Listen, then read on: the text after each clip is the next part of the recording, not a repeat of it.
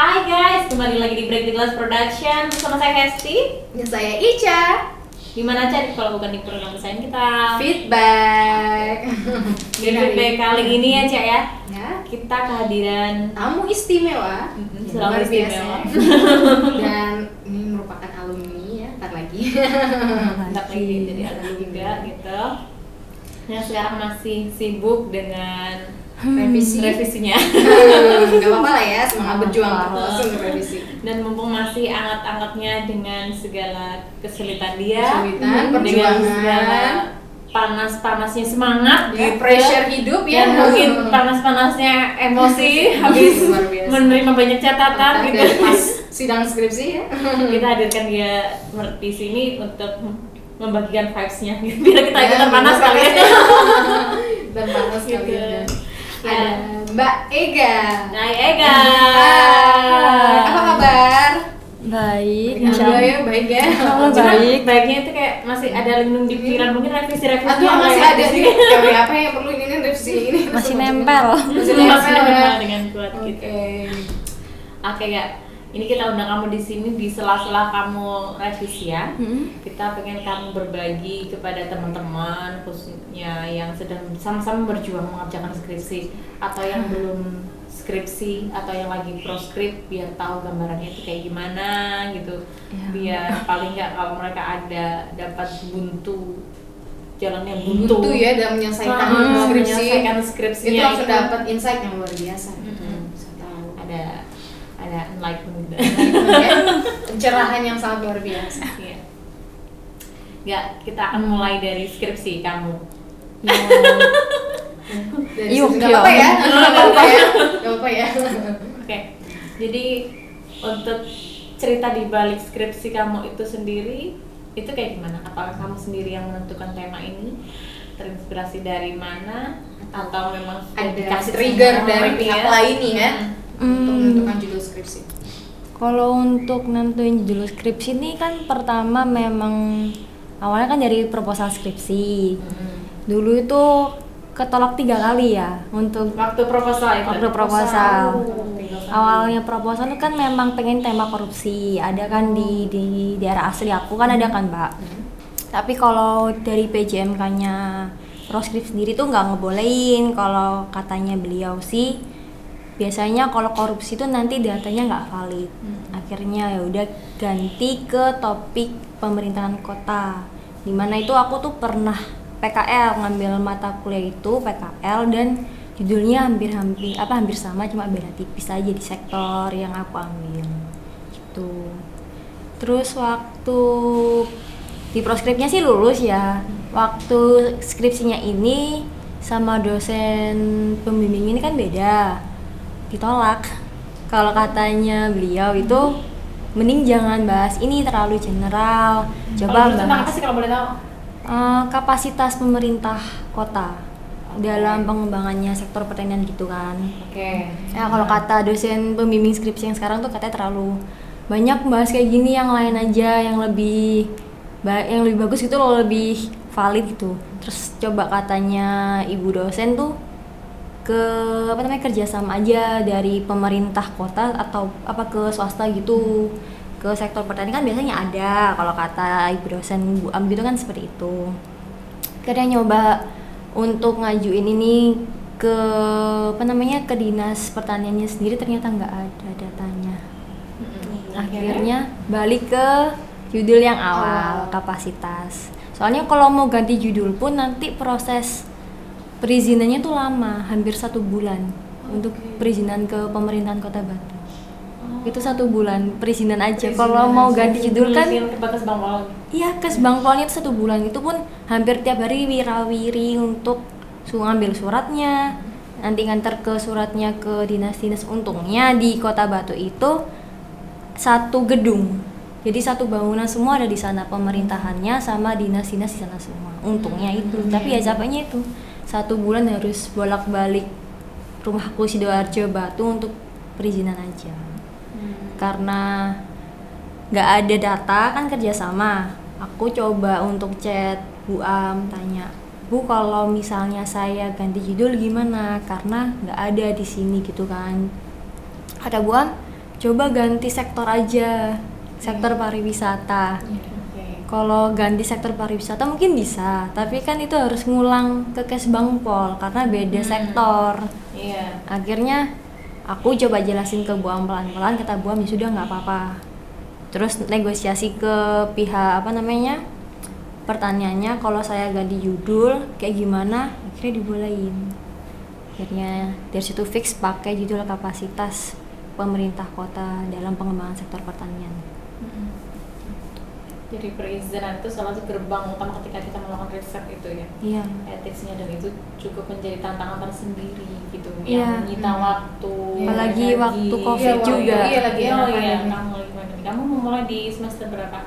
Sebenarnya skripsi itu kan semester 7 ya Mbak, tapi karena pandemi baru boleh itu 2021. 2020 Ngambilnya. ngambilnya dari 2000 berapa ya semester 7 itu? 2020-an. Iya, 2020. Itu masih pandemi. Nah, di 2021 ini udah mau proses selesai bab 1 bab 2 kan.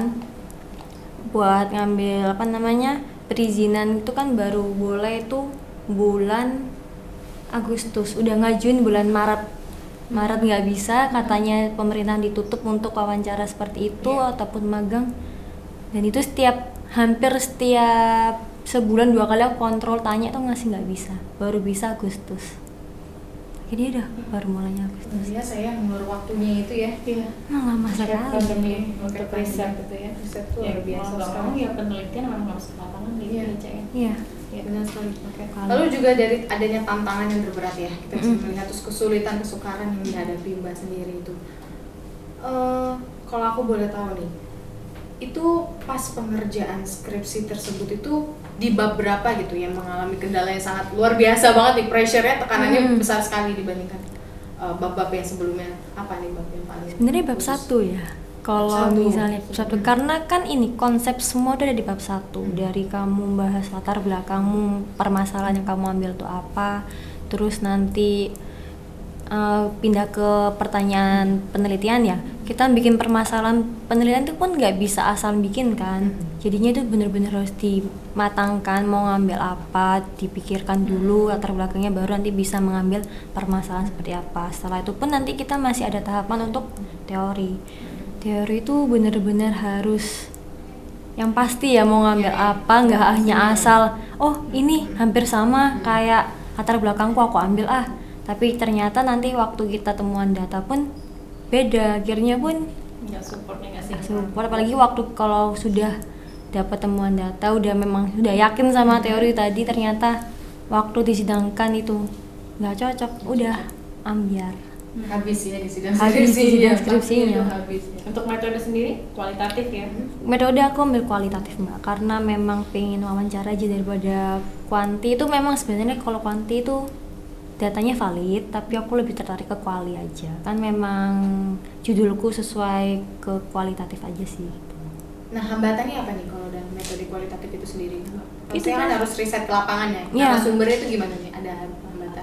Ini sih, kalau untuk hambatannya karena aku ngambilnya di sektor pertanian ya.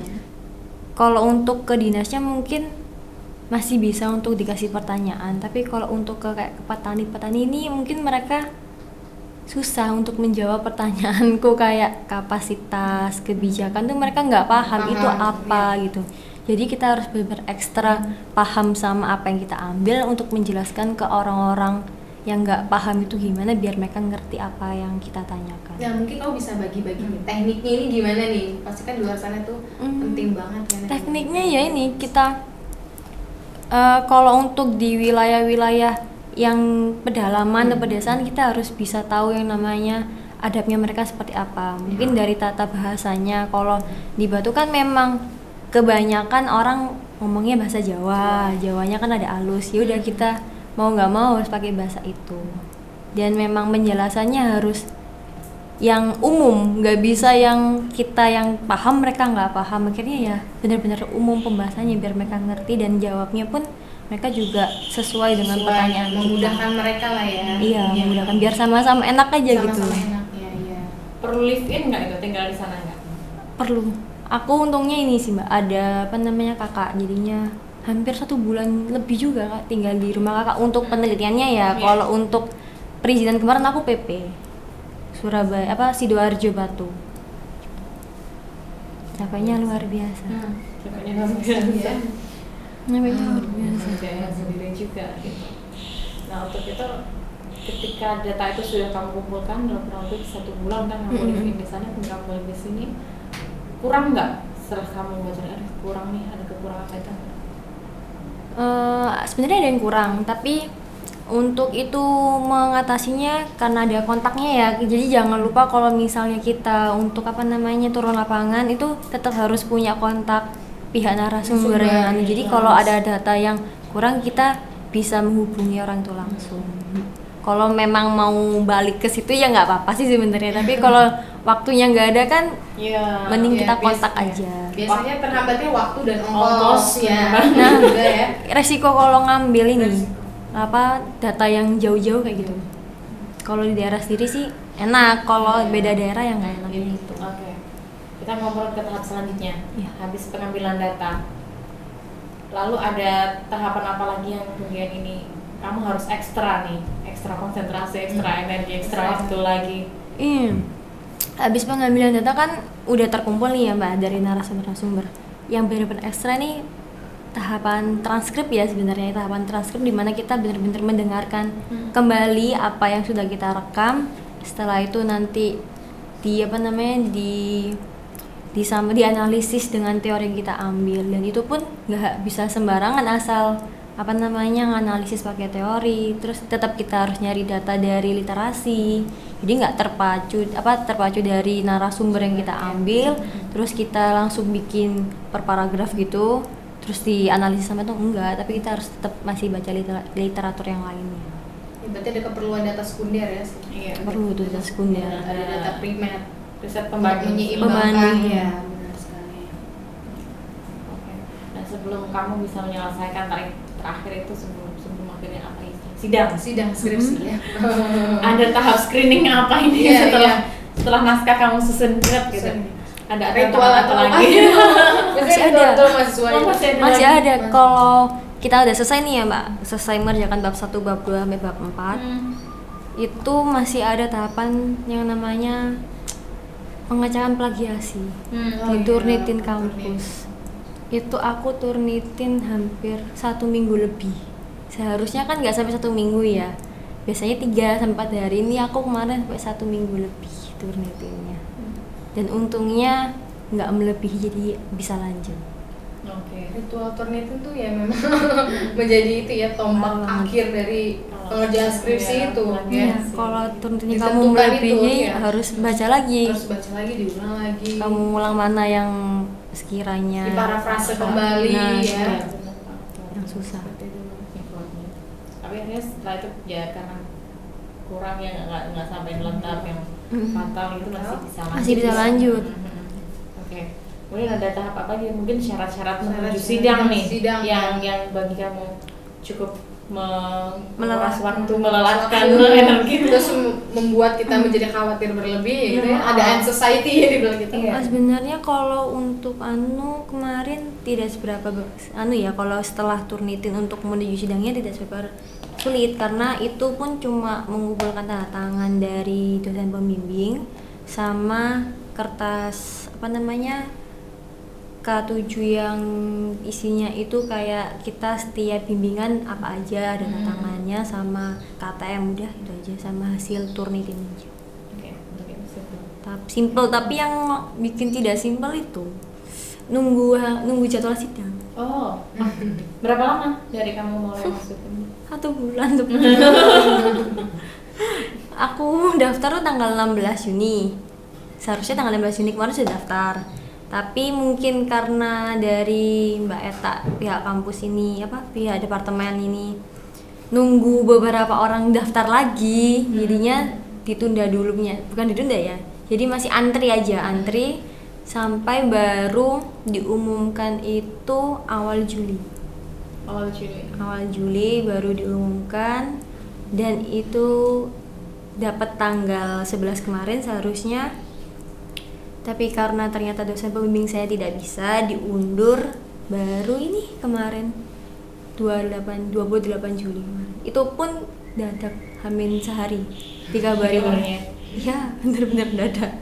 Itu gimana maksudnya dengan penundaan setelah selesai kan masih update semuanya di situ. Jadi habis itu setelah penundaan 1 bulan kan lumayan cooling down. Iya, cooling down-nya Enggak ngapalin nih. Tapi pas hari hanya buka harus, lagi. harus presentasi kan, Presentasi harus lagi, persiapan menjadi lagi, pihak ya. ya Anda peneliti, orang yang paling paham lah, Iya. pemilik dari riset Anda sendiri gitu, jadi harus ada di posisi itu lagi Iya. gitu ya. Iya.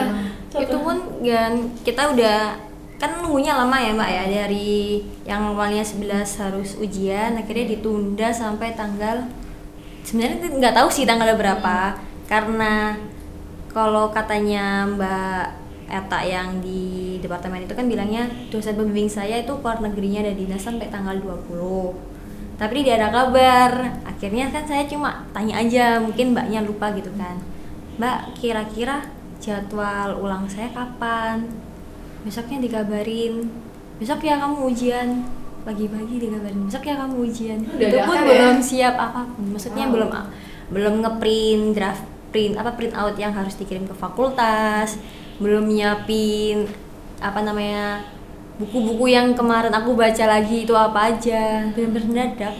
Dan akhirnya pada ya hari kamu H. prepare kamu sendiri merasa menilai dari performa kamu waktu presentasi gimana? sebenarnya kurang maksimal banget karena terlalu mendadak, kaget ya Mbak ya. Iya, kaget pastinya. Itu pun aku bener-bener langsung ngejar waktu, kan itu aku dari Sidoarjo harus ke kampus dulu kan, menyerahkan print out yang 3 buat dosen besok. Dan itu pun dikabarin kalau aku ujian offline juga dadak. Oh, offline ya? Offline-nya juga dadak. Sampai fakultas baru dibilangin, Dek kamu besok offline ya? Iya Mbak, gitu aja. Makasih Mbak. Agak kasihan ya jadinya. Iya, jadi bener kan kalau Bener. bilang kita berbagi vibes bener-bener ngikut terus shock Iya. juga gitu kagetnya. Kasihan gitu loh mahasiswanya harus dikabarin secara Dan itu mendadak. ada dosen penguji juga di situ. Kebetulan ada dua-duanya dosen pengujiku di situ.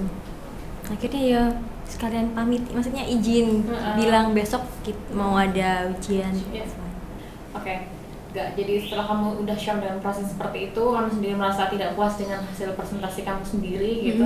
Akhirnya gimana itu? Akhirnya berdampak pada catatan revisi nggak? Iya.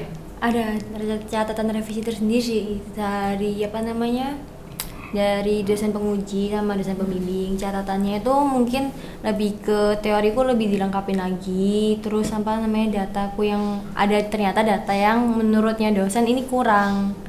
Akhirnya yaudah nanti bakal ngubungin narasumber lagi, dihubungin lagi untuk revisinya. Selebihnya itu mungkin ada dari penulisanku yang masih typo itu. Iya.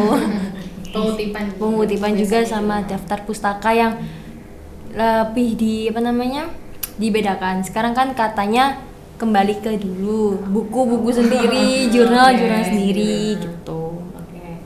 Berarti bobot terbesar, terberat dalam revisian itu di bagian apa kalau ini?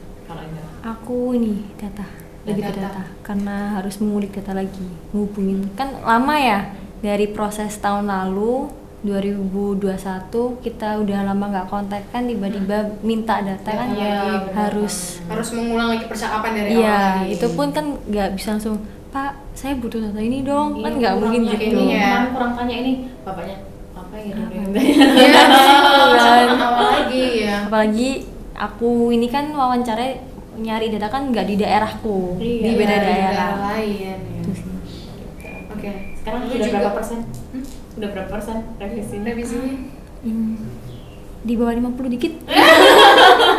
Gak apa-apa lah ya. Baru kan baru kemarin sidang kan. Setidaknya ada Iya. progres lah ya. Ada Setelah progres. sebulan langsung ada di bawah 50%, Iya, itu iya. luar biasa. Perjuangan sangat luar Bismillah biasa. lah. Bismillah lah. Harus Iya. bismillah. Bagaimana pun. Lalu juga nih, hal yang paling berkesan nih setelah sidang skripsi ya kan. Mungkin bisa ada kesan-pesannya selama menyelesaikan studi di ilmu politik gitu. Dari Mbak Sumi. Kalau untuk pesan-kesannya ya, aku lebih ke pesannya aja sih untuk mungkin administrasinya departemenku sendiri ya, biar nggak keulang kejadian kayak aku yang mendadak, yang nggak semua orang kan siap dengan Siap, itu ya. iya. Kalau mungkin aku masih ada persiapan walaupun nggak maksimal, tapi kalau untuk orang-orang yang dia udah ternyata udah beranggapan masih lama jadwalku, tiba-tiba dikasih tahu H-1 kan ya kasihan gitu. Domisilinya nggak di Surabaya Surabaya. juga. Iya, gitu. aku kan posisi bukan di Surabaya.